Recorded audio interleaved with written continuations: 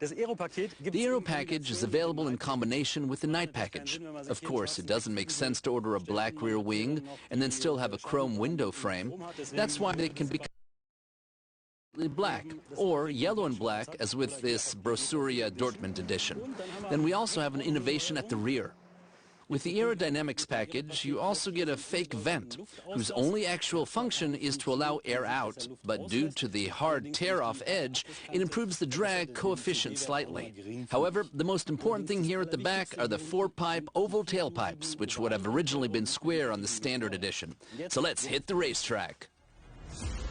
After the 2018 launch of the W177 A-Class, AMG released its high-performance compact class in 2019 with souped-up 45 engines.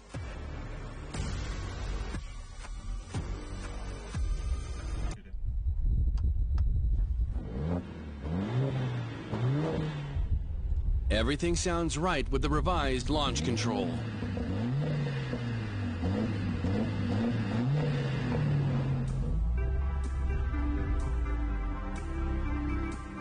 Accelerator, brake, simple enough. 3,500 RPM and wham! 0 to 100 in 3.9 seconds. Oh. Once again in slow motion, thanks to the world's most powerful 4-cylinder engine and 500 Newton-meters of torque, the Benz slingshots down the road.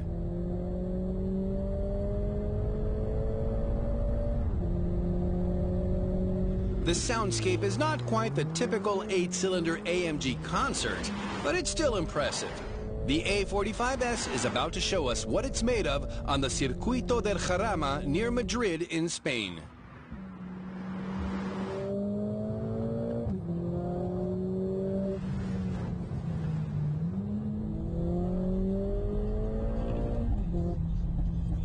It has 500 Newton meters of torque. You can feel that in the acceleration. Hold on to your hats. The baby Benz powerful engine can achieve a top speed of 270 kilometers an hour. Prices start from 60,000 euros.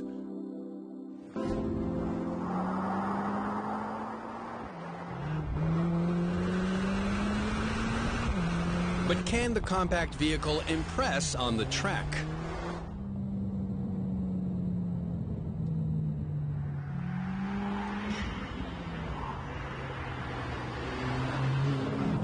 Since this is a front-engine vehicle which was originally also front-wheel drive, but has now been tuned up to all-wheel drive, there is, of course, always the question of how rear-heavy it will have been designed to be. So how much understeer will we notice if we approach a corner a bit too fast? You can correct for that a bit, and it all seems to be well-tuned here. In order to improve the A45S cornering speed, AMG engineers completely revised the front axle. Now it's really glued to the road. The front axle steers really well, and when you've also got really good grip, she can turn really aggressively. So you have to be a bit careful not to overdo it. More stabilizers, an increased camber angle, and quality tires help the Benz follow steering instructions extremely precisely and directly. 500 Newton meters of torque ensure excellent longitudinal and lateral acceleration. With all that, you notice the car pushing forward quite a bit. But there's a very interesting mode here. We have the so-called drift mode. If you really want to, you can now take your A-Class for a drift-style drive. But this setting should only be activated on closed roads, of course. But the A45S is even stronger on the straights.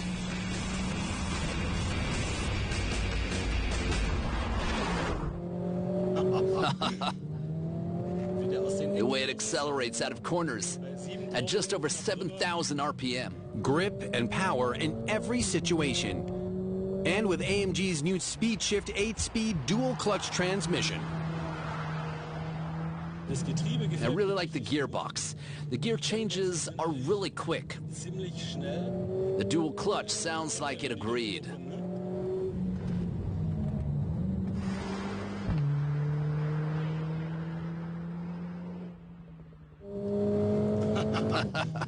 Listen to that noise at just 150.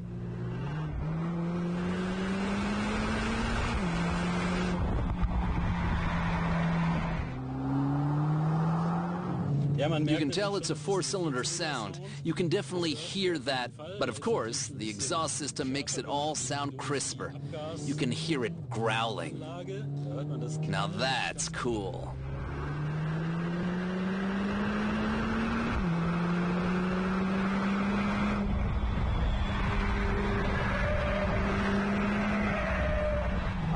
You can still hear that four-cylinder engine rumble in front. But you can't complain about a lack of performance. It has the title, the most powerful four-cylinder engine in the world, and it's a well-deserved title. It's got some real power. The Power Benz has impressed on the racetrack, but is it also comfortable? The A45S has empathetically demonstrated its power on the racetrack, but most people will be using theirs for daily driving. And so another important question is, how comfortable is the A45S? We took a trip into the hills outside the Spanish capital where winding roads would make demand on both the chassis and the driver.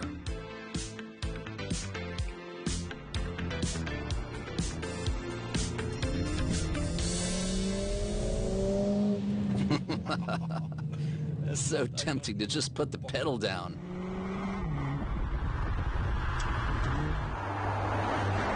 Hold on, let me just compose myself here. Let's switch to comfort mode, because we've already seen how much the A45S has to offer on the racetrack. The question we're here to answer is how well this car is tuned to everyday driving. Can I drive it normally? You certainly could not have if the AMG engineers hadn't tuned it. Compared to a normal A-Class, you can straight away tell that AMG has lent a hand here. The vehicle is significantly more torsion resistant than a normal A-Class, but despite all that power, it's still a comfortable drive. A normal A-Class might better serve those who really value high comfort. The AMG is definitely tuned for sportier driving, but there is nonetheless room for improvement. The steering is always very comfortable at Mercedes.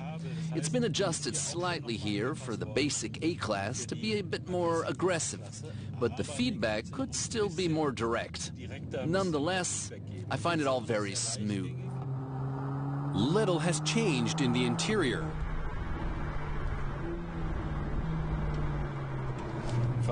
I'm wondering what there is to criticize here. I think this MBUX infotainment system looks great. At first, everyone was complaining that it looked screwed on, that it looked like they just attached a tablet. But I now think it's got a very high-quality look. The S version comes as standard with yellow stitching on the velour steering wheel. AMG's performance sports seats also come as standard and provide great lateral support.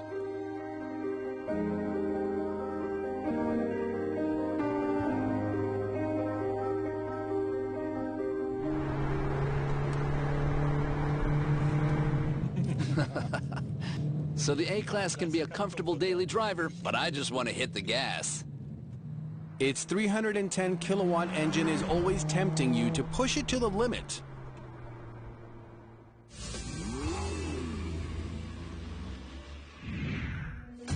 Audi is offering a sportback version of the Q3.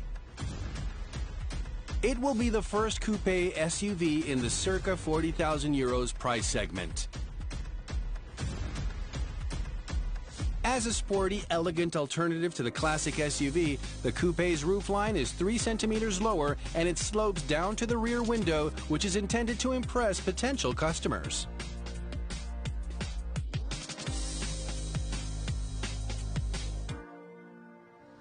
So here's the Q3 Sportback. And look here, what immediately struck me is the grille now has a honeycomb pattern rather than the vertical lines of the original Q3. But with coupe SUVs, the most important thing is the side view. The look is vital, which is why I'm just checking how it looks. But I have to say I like the overall look, and here in particular, it looks sexy. You have nice spoiler features, another nice big roof spoiler here. And looking underneath, there's an impressive diffuser too. Now let's take a closer look at this vehicle. Let's take a look at the engine. Our vehicle is fitted with a TFSI gasoline engine.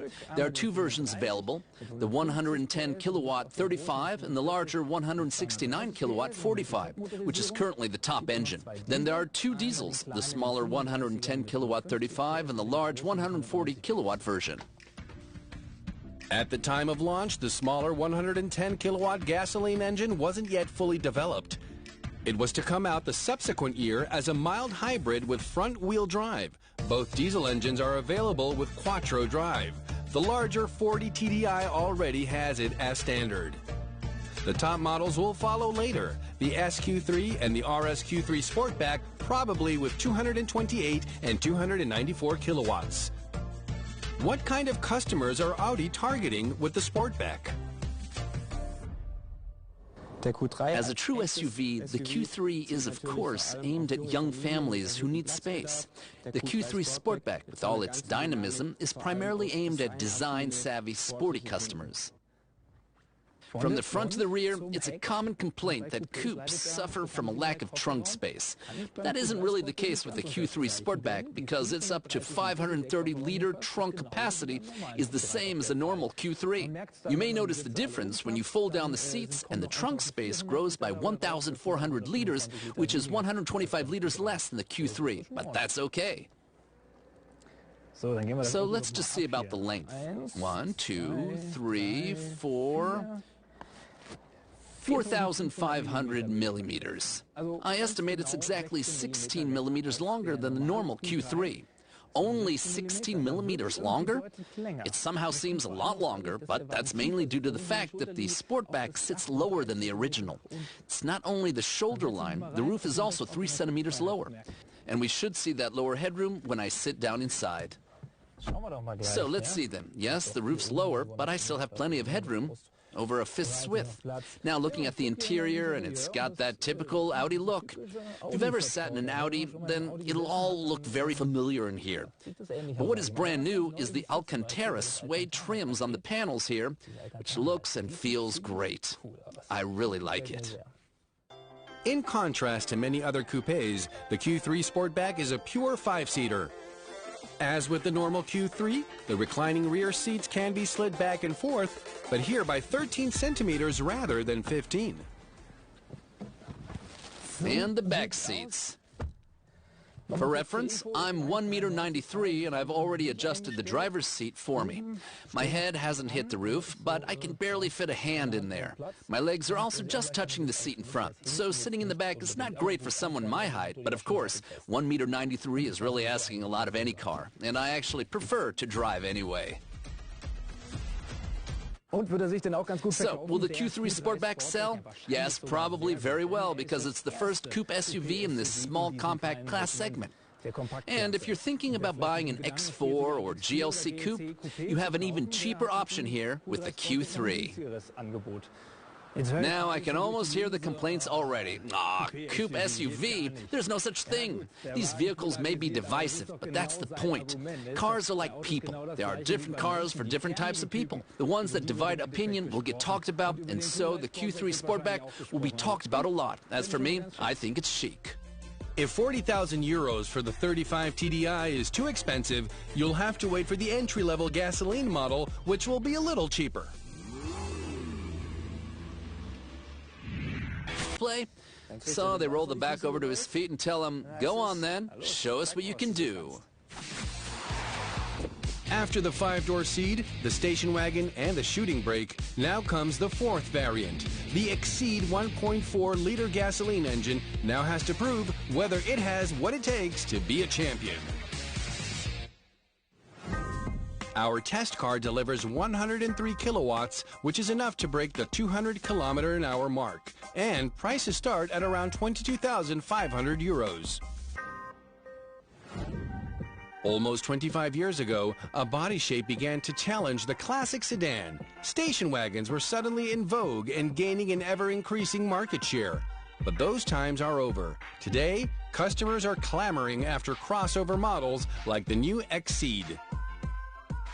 The right proportions are the secret to a beautiful-looking car, and in that respect, the Exceed has done a very good job. In fact, I think the Exceed looks even better than the regular Ceed. It has its own dedicated design features, including a narrower grille and full LED headlights. The team around the German chief designer Peter Schreier have avoided simple copy-paste design. From the rear, it's beautifully sporty, as it should be with the crossover. The exhaust doesn't go very deep here because it's got a fake mesh in there.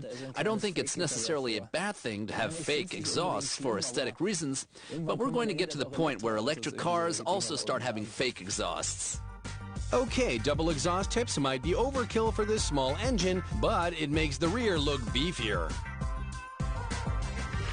Now the interior. So if it didn't say Exceed on the foot mat, you wouldn't know it if you were sitting in a Ceed, an SW or a Pro Ceed. It looks basically identical in here except for this brand new widescreen display, which is now 10.25 inches. I'd like to be able to tell the different models apart from the inside, but of course, this has the advantage of keeping development costs low. Unfortunately, the large display is only available as an option in the higher equipment line. Nevertheless, Kia deserves praise for breaking the mold of boring gray interiors. The Korean manufacturer instead offers a mix of color accents in its interiors. In the official Kia language, this is called the Launch Edition.